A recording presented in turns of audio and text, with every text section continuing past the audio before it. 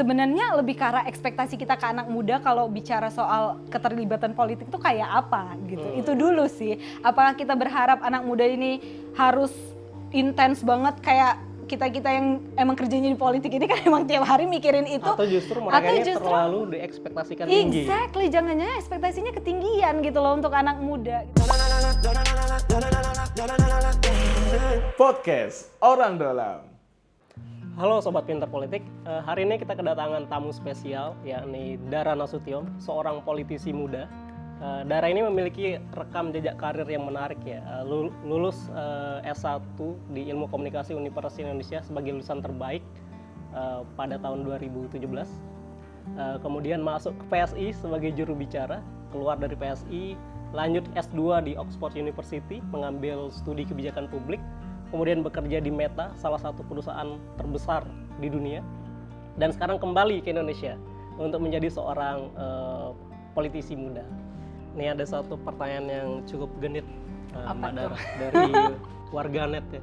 Oke. Kenapa Mbak Dara sebelumnya, kalau nggak salah tahun berapa ya? 2021. 2021 ya, itu memilih keluar dari Partai Solidaritas Indonesia atau PSI? Jawabannya kenapa keluar dari PSI? Kenapa keluar dari PSI? Oke, ini saya jelasin konteksnya dulu ya Musfi, karena banyak berita yang belakangan berkembang, jadi saya nggak mau nih nanti statementnya malah dipelintir atau dipolitisasi yang tidak-tidak. Nah, saya keluar dari PSI itu udah dari tahun 2021 sebenarnya, jadi nggak baru-baru ini ya teman-teman ya, jadi jangan dikaitkan dengan apa yang terjadi belakangan ini gitu. Saya keluar, bikin statement keluar itu tanggal 21 November 2021, jadi sudah lama nggak terkait dengan move-move politik PSI yang sekarang, dan saya sangat mengapresiasi PSI. Maksudnya biar bagaimanapun PSI itu adalah rumah politik pertama saya, memberikan kesempatan seluas-luasnya sama anak muda. Waktu itu saya masih 23 tahun dan saya dikasih kesempatan gitu untuk nyalek, untuk berpolitik secara praktis di PSI, jadi jubir juga. Dan saya kira banyaklah langkah-langkah politik PSI untuk anak muda yang sekarang malah jadi kayak tren gitu, ditiru oleh partai-partai lain. Itu saya sangat apresiasi sekali. Cuman memang ketika setelah kita kalah pemilu dan saya ke Inggris untuk sekolah, itu saya mulai bisa melihat diri saya dan PSI itu dari jauh gitu. Jadi saya punya space lah untuk berpikir gitu, sebenarnya apa sih yang terjadi, kenapa kalah dan lain-lain.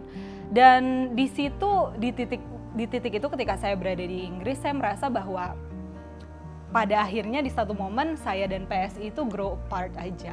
Jadi kalau kata anak sekarang gitu ya, itu ya kita bertumbuh ke arah yang berbeda. Saya tumbuhnya kemana, PSI kemana gitu. Ada keputusan-keputusan pada waktu itu yang saya merasa kurang pas.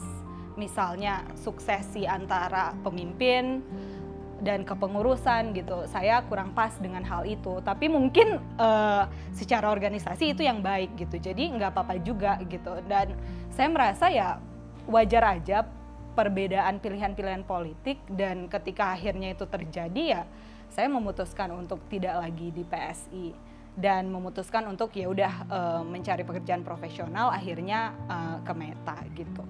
Tapi sejauh ini hubungan saya dengan teman-teman PSI masih baik. Saya baru ulang tahun, Sis Grace Natali masih mengucapkan selamat ulang tahun, begitu juga dengan Bro Jeffrey Giovanni gitu. Jadi I wish them well gitu dengan segala dinamikanya hari ini, dan saya sih terus merasa dan mengapresiasi PSI sebagai salah satu institusi politik yang menawarkan hal-hal baru lah di Indonesia. Mbak Dara ini kan pernah maju ya, menjadi calon anggota DPR RI 2019. Ya. Ini mungkin pertanyaan untuk banyak politisi muda yang ingin maju terjun ini. Apa kesulitan besar atau tantangan terbesar yang dirasakan caleg muda, apalagi mungkin caleg yang baru pertama kali running ketika terjun ke dapil? Yang pertama itu kredibilitas, karena politik di Indonesia itu masih sangat patron klien polanya. Jadi kamu itu harus mengakar gitu ya, quote and quote, di daerah tersebut. Sementara kan kita anak muda hidupnya masih singkat gitu kan, mungkin kita baru iya kan Musfi, maksudnya masuk kuliah aja mungkin kita lulus 22 gitu, 22 lah gitu kan, terus kita tiba-tiba mungkin pengen nyalek di usia 23, 24, jadi yang kita perbuat di masa hidup kita itu masih singkat banget, tapi mungkin kita punya niatan. Jadi kalau dilihat secara apakah kita mengakar atau enggak, ya susah membuktikannya karena ya masih muda banget juga.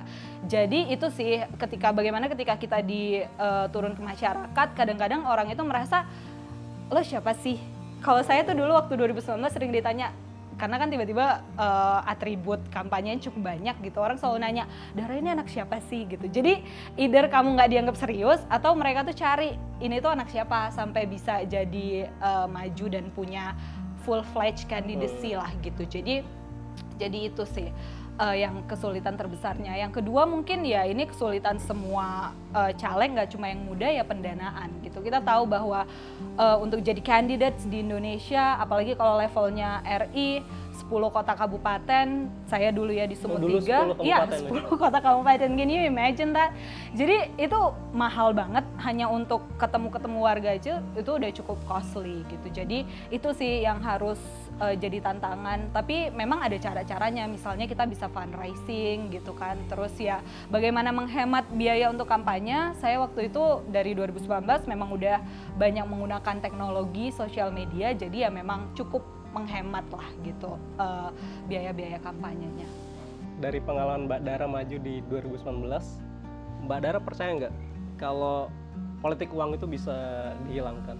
Atau itu keniscayaan aja di pemilu? Politik uang itu kan kalau kita baca studinya Mas Burhanuddin Muhtadi, itu sebenarnya efeknya itu sangat-sangat kecil ya. Jadi dia bisa swaying atau mengubah hasil politik itu dikit. Cuman yang sedikit itu Musfi, itu berguna kalau misalnya antara satu kandidat dan kandidat lain di internal. Jadi misalnya kita satu partai proporsional terbuka, tapi saya dan Musfi mungkin selisih suaranya cuma 2.000. Mungkin saya harus pakai money politics untuk ngelewatin itu gitu. Tapi kalau di antara grand scheme of things sebenarnya efeknya itu kecil sekali gitu. Jadi apakah itu bisa dihilangkan? Itu banyak faktor. Jadi di kantor KPK itu kan ada sekarang spanduk besar sekali ya. Pokoknya hajar serangan fajar gitu untuk 2024. Saya kira selama masyarakat kita masih kesejahteraannya rendah gitu ya, dan mereka ngelihat bahwa politisi ini sering nggak tepat janji, ya mereka akan melihat apa yang ada di depan mata aja, yaitu si politik uang ini. Tapi apakah dengan politik uang kita pasti terpilih? Nggak juga gitu. Toh kalau semua orang ngasih, pasti kan keputusan akhirnya ada di pemilih juga. Pertanyaan selanjutnya mungkin lebih personal Mbak Dara. Yeah. Ini terkait dengan akses di politik. Kita tahu terjun di dunia politik ini mungkin menjadi barang mewah bagi banyak orang. Ada persoalan ketidaksetaraan akses dan budaya. Apalagi kalau perempuan ya.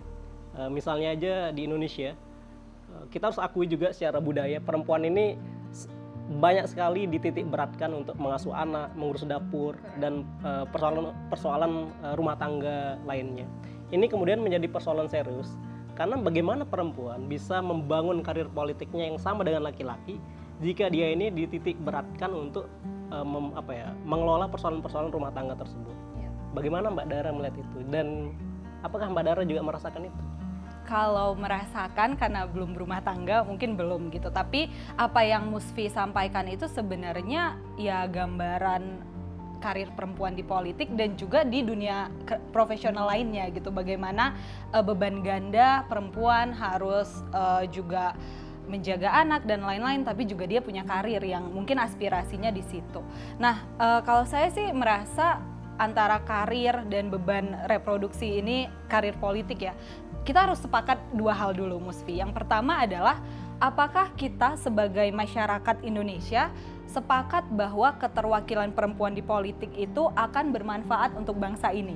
itu dulu gitu. Nah, kalau merujuk pada riset-riset yang sudah dilakukan gitu ya di luar negeri misalnya, bagaimana sih keterwakilan perempuan itu ketika dia meningkat, apakah itu menghasilkan benefit buat masyarakat? Ternyata jawabannya iya. Misalnya ada riset dari Claire Devlin dan Robert L.G. tahun 2008, mereka ngelihat keterwakilan perempuan di politik di Rwanda. Kenapa Rwanda? Karena Rwanda itu adalah negara dengan keterwakilan politik parlemen tertinggi, 48,75%. Jadi mereka mau ngeliat tuh kalau udah setinggi itu apa sih dampaknya. Dan Rwanda bisa kayak gitu karena mereka punya kebijakan untuk kuota 30% di outcome-nya. Jadi kalau Indonesia kan di candidates-nya, mereka di outcome-nya, seat-nya harus reserve untuk perempuan. Nah, ternyata hasil dari penelitian tahun 2008 ini menemukan bahwa isu-isu gender itu yang berkaitan sama perempuan jadi lebih gampang disuarakan karena lebih banyak perempuan, termasuk misalnya soal pemberdayaan ekonomi perempuan, education, entrepreneurship-nya perempuan juga, terus juga representasi perempuan yang tinggi ini membuat para perempuan di sana punya jaringan internasional. Jadi ingin mengadvokasi gimana sih caranya negara lain juga punya dong keterwakilan politik yang tinggi seperti di Rwanda. Dan yang terakhir untuk soal policy, mereka juga mengesahkan kayak RUU TPKS-nya, tindak pidana kekerasan seksual tapi versi Rwanda gitu, yang dimana poligami jadi ilegal, terus mereka memperjelas definisi perkosaan dan juga hukuman pemerkosa gitu. Jadi kan ini baik gitu secara riset gitu buktinya. Nah, tapi nggak cuma di Rwanda sebenarnya, ada lagi penelitian tahun 2018 si Elizabeth Asidu dari University of Kansas. Dia bilang bahwa data 159 negara berkembang ya, ini juga menunjukkan hal yang sama. Jadi sebenarnya semakin banyak perempuan di politik, semakin banyak perempuan terjun mengambil keputusan di ruang publik di politik, itu dampaknya positif untuk masyarakat. Itu kita setuju gitu kan. Nah, yang kedua, sisi yang kedua yang kita harus sepakat adalah soal beban reproduksi.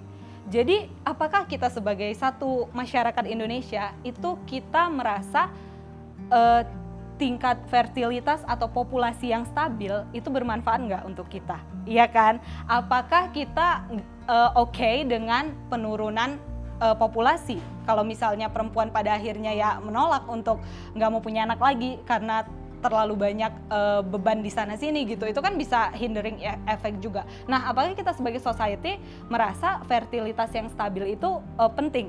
Masalah di dunia sekarang ini memang populasi itu berkurang, Musfi. Jadi orang-orang kan ngerasa berkurang. Ya? Jadi orang-orang kan ngerasa Indonesia padat banget gitu kan. Indonesia itu padat banget. Kita udah kebanyakan masyarakat. Coba deh kalau kita negaranya kecil kayak negara tetangga gitu. Sebenarnya problem dunia sekarang, dan ini Ekonomis berkali-kali menulis soal populasi yang semakin turun. Jadi replacement rate atau tingkat fertilitas di mana populasi kita stabil itu ada di angka 2,1. Indonesia itu datanya sekarang fertilitas rate kita itu 2,19. Jadi udah mepet banget tuh. Dan di dunia sendiri itu dulu di tahun 2000 kita masih 2,7, sekarang 2,3 dan trennya menurun. Jadi fertilitas dunia ini udah mau berkurang sampai nggak mencapai replacement rate. Jadi kalau misalnya fertilitasnya di bawah replacement rate, ya udah lebih banyak yang meninggal. Kita nanti declining society-nya. Dan kalau misalnya kita declining society, apa dampaknya gitu secara public policy? Kita jadi harus spend uang lebih banyak untuk mensupport lansia, karena lansianya jadi besar kan, dan orang-orang yang produktif yang bayar pajak jadi berkurang. Nah itu kan beban kan buat kita semua kalau misalnya pada akhirnya fertilitas berkurang dan penduduk kita jadi lebih banyak yang lansia. Mungkin nggak akan kejadian sekarang, but let us think kayak di 30-50 tahun lagi dari sekarang. Nah yang kedua juga sebenarnya ada data menarik soal fertilitas ini, populasi. Negara-negara yang lebih banyak anak mudanya, itu dia cenderung lebih banyak inovasi gitu. Itu penelitiannya di tahun 2021 si Mary Kattenberg. Ya kan sama Adam Jeff dia bilang seperti itu. Nah jadi sebenarnya kita dari data-data ini ya Musfi, kayaknya kita tuh percaya atau datanya meyakinkan kita bahwa kita mesti percaya loh peduli sama fertilitas rate. Kita tuh mesti menjaga gimana supaya ya masyarakat Indonesia ini populasinya ya at least stabil gitu. Jangan sampai kita declining dan jadi ada dampak-dampak kayak tadi gitu. Biaya untuk pensioners atau lansia jadi makin besar atau inovasi kita malah berkurang gitu. Nah, jadi dua hal itu ketemu kan tadi antara kita tuh harus mempertahankan atau mungkin menambah jumlah keterwakilan perempuan, di sisi lain kita itu juga harus mempertahankan populasi kita gitu supaya kita tetap stabil. Nah, kalau dua hal ini ketemu dan benefitnya memang jelas ke masyarakat, artinya kan pemerintah harus intervensi dengan kebijakan. Karena kalau dibiarkan, ya udah akhirnya tadi orang nggak mau masuk politik yang perempuan karena susah dan orang jadi nggak mau punya anak gitu. Nah, contoh-contoh intervensinya sebenarnya seperti apa? Di Indonesia sebenarnya good news-nya beberapa udah kita lakukan. Misalnya yang tadi 30% kandidat itu harus perempuan. Saya kira itu kebijakan yang cukup baik untuk memberi kesempatan bagi para perempuan untuk masuk ke dunia politik. Bayangin kalau misalnya kebijakan itu nggak ada, mungkin jumlah perempuan yang ada di politik yang jadi legislator itu nggak sebanyak sekarang gitu. Tapi memang tantangannya adalah gimana yang sudah masuk jadi kandidat dan terpilih itu punya perspektif gender, karena itu kan bukan sesuatu yang kita lahir langsung ke bawah, tapi harus belajar. Terus yang kedua misalnya ya kita harus perbanyak daycare gitu, bagaimana tempat-tempat penitipan anak yang berkualitas supaya perempuan bisa tetap menjadi ibu dan anaknya ketika dia berkarir di politik maupun di bidang lain itu ada yang menjaga dengan baik. Dan berikutnya yang penting juga sebenarnya cuti melahirkan. Cuti melahirkan di Indonesia itu kan nggak terlalu lama. Nah, pengalaman dari Big Tech itu yang juga saya sangat amazed gitu kan, itu cuti melahirkan sampai 6 bulan dan paid leave, dan itu berlaku untuk laki-laki dan perempuan. Jadi misalnya Musfi punya istri, kamu kerja di dual parenting. Iya, jadi kamu juga boleh ambil cuti 6 bulan dan itu bisa diambil secara berkala sampai usia anaknya kurang lebih 2 tahun kalau nggak salah. Jadi bisa ambil 3 bulan, bisa ambil 3 bulan lagi. Nah, itu contoh yang kebijakan yang baik gitu untuk menopang itu. Cuman soal cuti-cutian ini ya, cuti parental leave ini juga harus hati-hati. Karena di Denmark misalnya, di Denmark itu unpaid leave-nya 1 tahun dan daycare-nya banyak. Tapi ternyata ada penelitiannya yang bilang bahwa wage gap atau gaji antara perempuan dan laki-laki di sana itu ada kesenjangan. Dan ternyata itu terjadi pada perempuan yang memiliki anak. Kenapa itu terjadi? Karena setahun mereka keluar dari workforce atau tidak menjadi tenaga kerja lagi, itu matters ketika mereka balik kembali. Jadi biasanya ketika kembali berkarir, mereka itu ngambil pekerjaan-pekerjaan yang sifatnya lebih fleksibel, lebih bisa kalau misalnya anaknya sakit, dia bisa lebih jagain. Karena ya tadi, meskipun secara negara Denmark polisinya udah bagus, tapi mungkin antara laki-laki dan perempuannya lebih banyak yang ambil cuti itu cuman si perempuan, laki-lakinya nggak ambil gitu karena nggak diwajibkan untuk laki-laki ambil. Jadi cuti yang panjang dan juga diwajibkan untuk laki-laki dan perempuan, saya kira itu sih yang paling ideal supaya ya burden untuk membesarkan anak ini dibagi secara bersama gitu. Dan yang terakhir pasti juga kita penting program integrasi perempuan-perempuan yang ingin kembali ke dunia kerja gitu. Jadi mungkin banyak kan kalau misalnya para ibu mungkin anaknya sudah cukup besar, udah mulai masuk TK, dia bisa kembali lagi ke dunia kerja gitu. Oke, Mbak Dara ini, kita ini sama-sama anak muda ya. Iya. Saya ini pewawancara muda, Mbak Dara politisi muda, dan kita tahu lah tanda-tanda bonus demografi ini sudah terlihat. Misalnya aja di pemilu 2024 itu didominasi pemilih muda. Iya. Namun banyak yang cenderung skeptis, Mbak, bahkan mungkin pesimis terhadap pemilih muda ini karena disebut mereka ini sebenarnya antipati terhadap politik. Misalnya aja pemilih muda ini disebut paling malas datang ke TPS, berarti kan nggak guna. Ya. Mereka jumlahnya banyak tapi tidak mencoblos, tidak memilih dan seterusnya. Menurut Mbak Dara, apakah memang antipati itu besar di kalangan teman-teman muda? Tapi anehnya gosip politik itu yang paling banyak kita temukan, bahkan di warung kopi, kemudian di debat-debat internet gitu-gitu. Atau mungkin antipati itu cuma bermakna malas datang ke TPS untuk mencoblos? Iya, saya kira ini cuman prejudice dari ya orang yang sebenarnya nggak bisa berempati dengan kondisi yang dihadapi anak muda. Ini mungkin saya berbicara izin ya atas nama anak muda gitu. Jadi saya tuh pernah ketika kerja sebagai karyawan profesional gitu ya, bukan kerja-kerja politik, itu saya merasakan gitu Musfi gimana sih hektiknya dan ya nggak gampang hidup di Jakarta itu sebagai anak muda.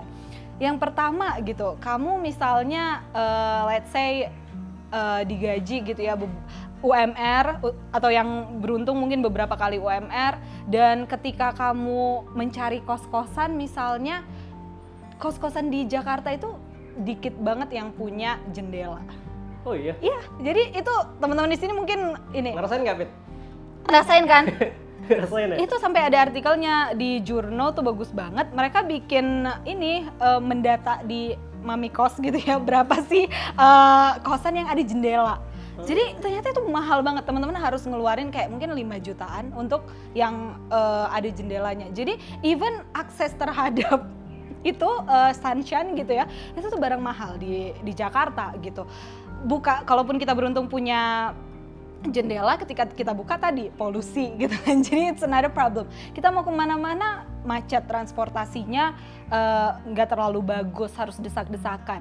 Dan ketika kita misalnya break buka sosmed, kita dihadapkan sama pressure harus 30 under 30 jadi apa gitu kan, yang pada akhirnya ya belum lagi kalau ada yang jadi sandwich generation gitu, dia harus menghidupi dirinya juga menghidupi keluarganya gitu. Jadi menurut saya mental bandwidth atau kapasitas pikiran kita ya kadang memang udah tersedot sama persoalan sehari-hari sebagai anak muda yang dituntut untuk ayo dong jadi lebih baik lagi gitu. Ayo dong kamu harus punya ABCD gitu kan, itu pressure gitu.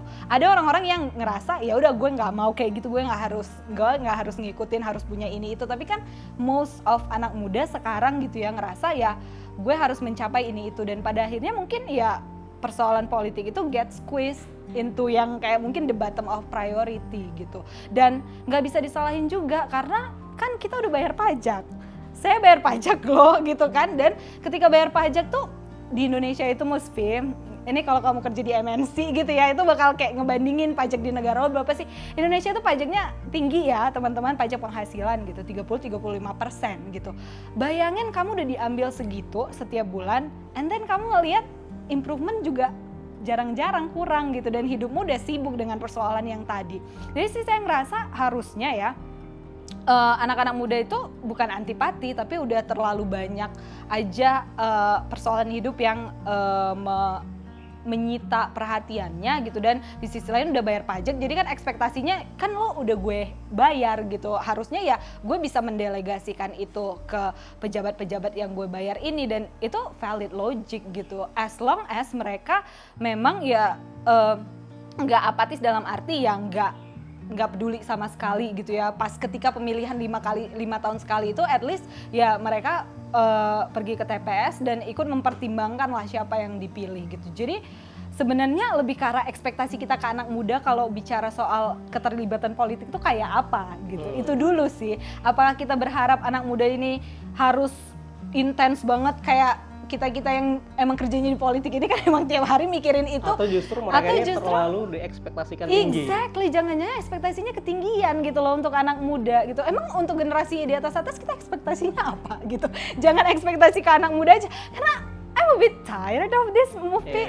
Kayak misalnya dulu ada menteri muda, atau kalau misalnya ada staf sus muda, dan itu banyak banget kriterianya, harus ini kita harus kayak ke yang generasi tua kita expect apa gitu loh. Kayak ya harusnya sama dong ekspektasinya, jangan di-glorify tapi juga jangan terlalu demonize juga gitu ya.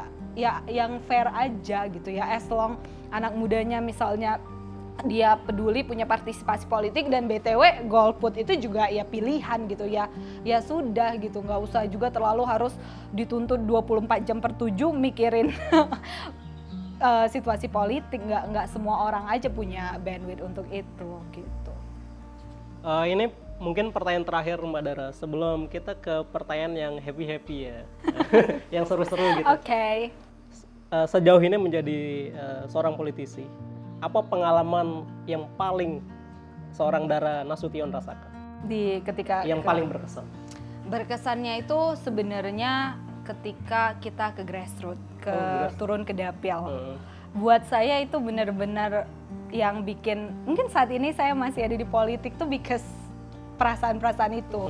Saya ngerasa rewarding banget ketika ketemu sama masyarakat gitu kan, interaksi sama mereka gitu, dan dimana mereka bisa ya menceritakan apa sih yang terjadi dalam hidupnya. Dan kadang-kadang ya di dapil itu Musfi kita ngerasa bahwa masyarakat itu seneng banget kalau disamperin sama caleg atau disamperin sama anggota dewan yang sudah terpilih, itu mereka ngerasa diwongke gitu. Dan sama komplain mereka juga, of all things mereka selalu bilang, kamu kalau kepilih jangan lupa ya, karena banyak yang sudah lupa gitu. Jadi memang realitas di Indonesia gitu ya, karena sistem kita kan juga banyak kandidat mewakili satu dapil, ya kan. Jadi kadang akuntabilitasnya itu juga agak sulit gitu. Sebenarnya dapil ini yang ngewakilin dan bertanggung jawab tuh siapa? Kalau di sistem parliamentary kan satu kandidat satu dapil gitu kan. Jadi lebih gampang dan lebih jelas. Kalau di Indonesia mungkin itu yang masih agak sulit gitu. Tapi mereka juga cerita gitu, banyak yang nggak datang lagi dan lain-lain. Dan sebenarnya kenapa saya juga sekarang kembali di politik dan ngerjain hal-hal yang berhubungan antara tech sama politics, pendataan, big data, dan komunikasi politik ya gara-gara ini sebenarnya gitu. Ketika kita eksperimen misalnya menggunakan sosial media gitu, melakukan yang namanya digital door knocking, itu tuh canvassing tapi versi online, itu masyarakat itu seneng banget. Cuman ditanyain yang kayak, Bapak dulu milih siapa, nanti punya aspirasi apa, Bapak kenal nggak sama kandidat ini dari partai kita, dan what do you think about him, gitu-gitu. Mereka tuh suka banget disapa seperti itu, dan mereka mengeluarkan opininya gitu. Dan ini kan saya rasa masih kurang ya di politik Indonesia, bagaimana setelah terpilih itu ya harus tetap didengar lah aspirasinya, because that's what you are in the first place, wakil rakyat gitu. Makanya saya juga apresiatif banget ke teman-teman anggota dewan, Bapak Ibu yang memang rajin gitu ke dapilnya, karena that's masyarakat tuh itu sebenarnya yang diinginkan. Makanya ketika ya itu tadi balik ke di awal kita ngomongin soal money politics dan lain-lain, ketika kamu memang udah menyentuh hatinya para konstituen ini, sebenarnya nggak perlu pakai money politics juga, they will vote for you gitu. Di 2019 saya nggak pakai money politics gitu kan, dan I got votes gitu, kaget juga kalau gitu kan. Kalau boleh tahu 2019 dapat berapa suara? I think berapa belas ribu. Belasan ribu? Seriously? Ya 10.000 berapa itu sampai kalau DPRD tembus itu. Iya exactly, makanya. Dan tembus, sedapil itu kayaknya dapat 30.000 gitu in total. Dari situ saya nomor 1. Jadi ya buat teman-teman, ini buat teman-teman caleg muda ya, don't lose hope gitu. Jangan karena ngerasa di politik kan semua pakai duit. Well, I didn't, then I still got the vote gitu. Karena ya kerjaan gue tuh dulu Musfi bener-bener datang ke ibu-ibu pengajian, bener-bener dari satu tempat ke tempat lainnya, ke bapak-bapak yang lagi kerja bakti tuh gue datengin gitu tiap hari di dapil, so and talk to them, and bener-bener ya dengerin aja mereka maunya apa, and itu tuh ternyata ada juga dampak elektoralnya gitu, sama main sosmed guys. Oke.